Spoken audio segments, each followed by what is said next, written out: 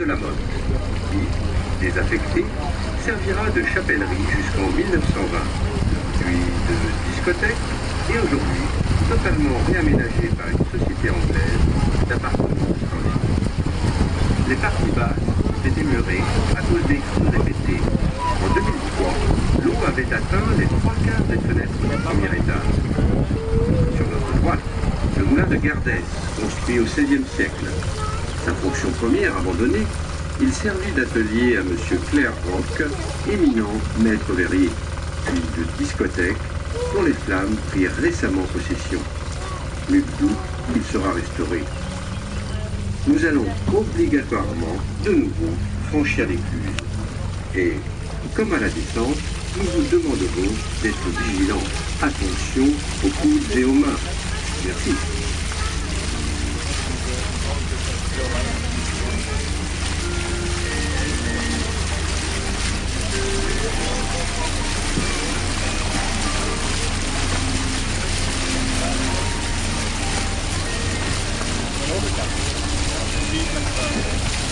Alors faites attention à vous.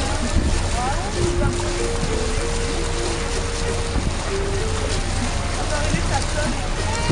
Oui.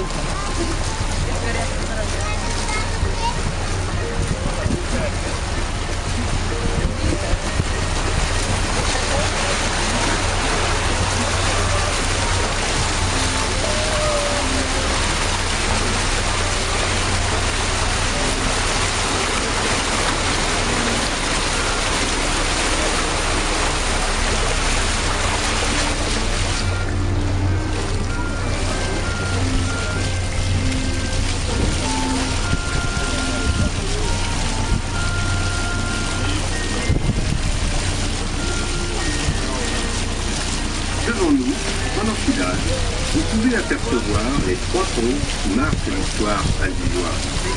Au premier plan, le pont de chemin de fer qui brina la batellerie.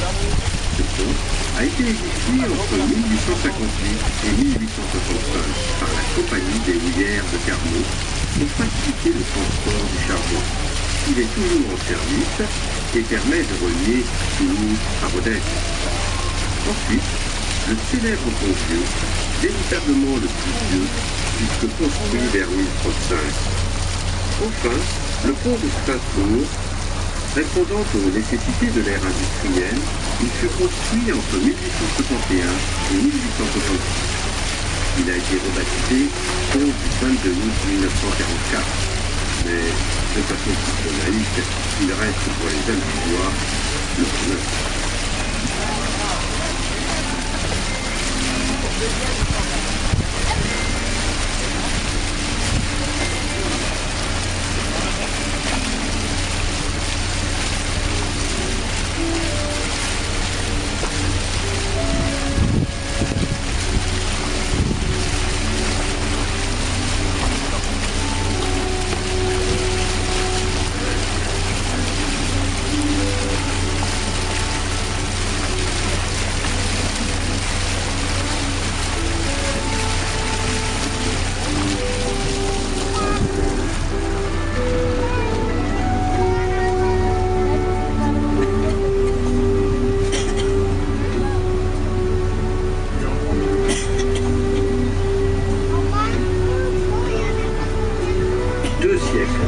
Il a fallu 2 siècles pour la construction de la cathédrale Sainte-Cécile, haute de 78 mètres.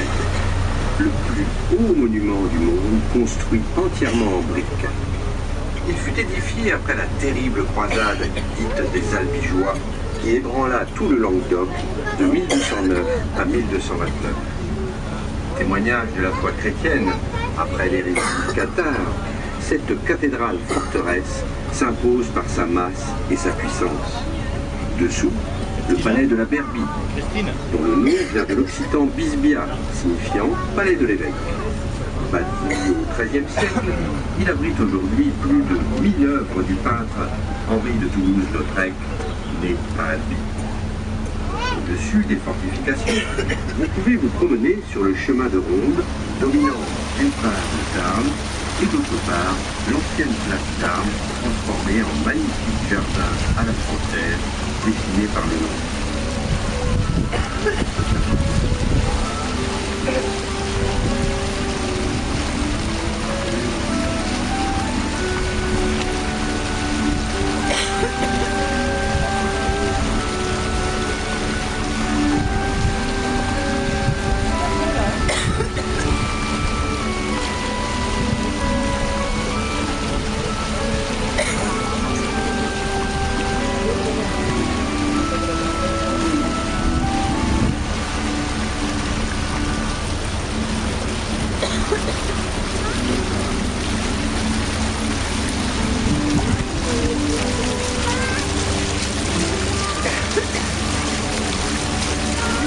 siècle. Bientôt, Nîmes, le pont Dieu, a joué un rôle essentiel dans la prospérité de la ville.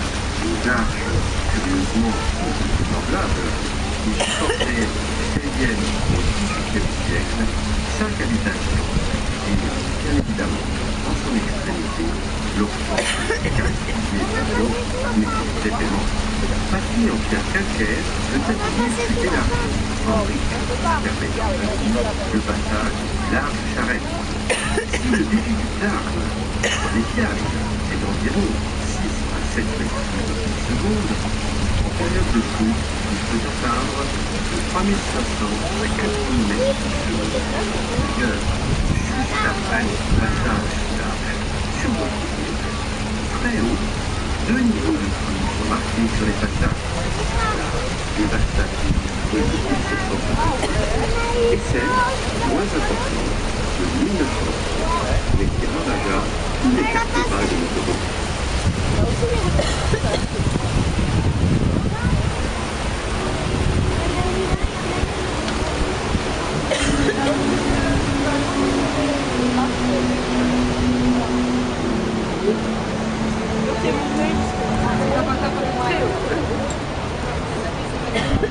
La chaussée est sur notre droite, un moulin, celui du chapitre.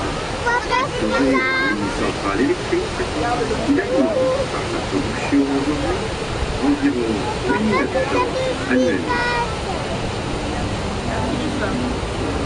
Voilà.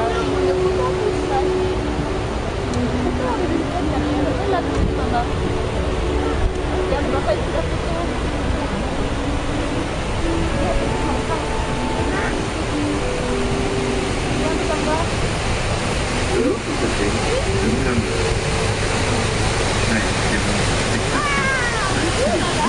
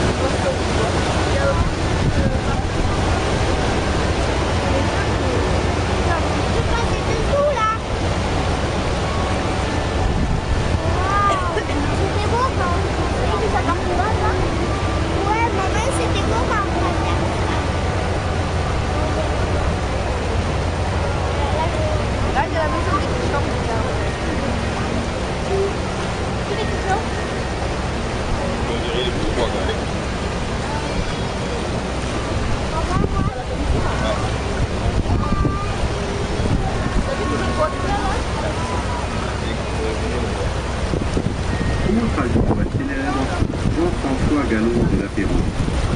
Devenu officier de la marine royale, Louis XVI lui confiera une grande expédition pour compléter l'exploration du Pacifique. Cette mission scientifique, avec 2 navires, la boussole et l'astronaute, se terminera sur les récifs d'une île inconnue, Vaïti. Le passionnant musée La Pérouse fera découvrir l'histoire extraordinaire les différents vestiges des navires au-delà d'âge.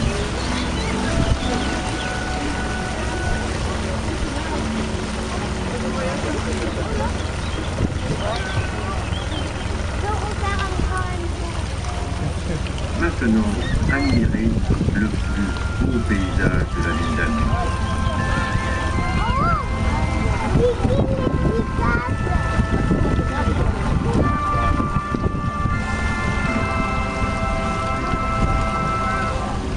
La plupart des habitations sur notre droite sont d'anciennes maisons pastellières. Les parties hautes, aujourd'hui vitrées, étant les greniers qui servaient autrefois de lieu de séchage et de stockage du pastel.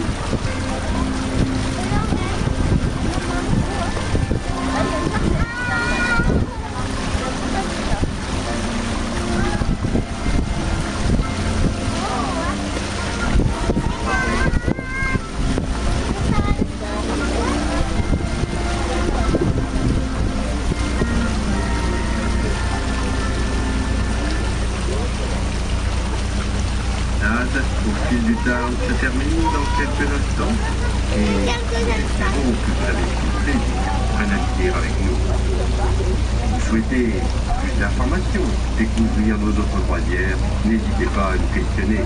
Nous restons à votre disposition. Pour votre sécurité, nous vous demandons de bien vouloir rester assis jusqu'à l'amarrage total de la gabarre. Merci de votre visite à bord et bon vent.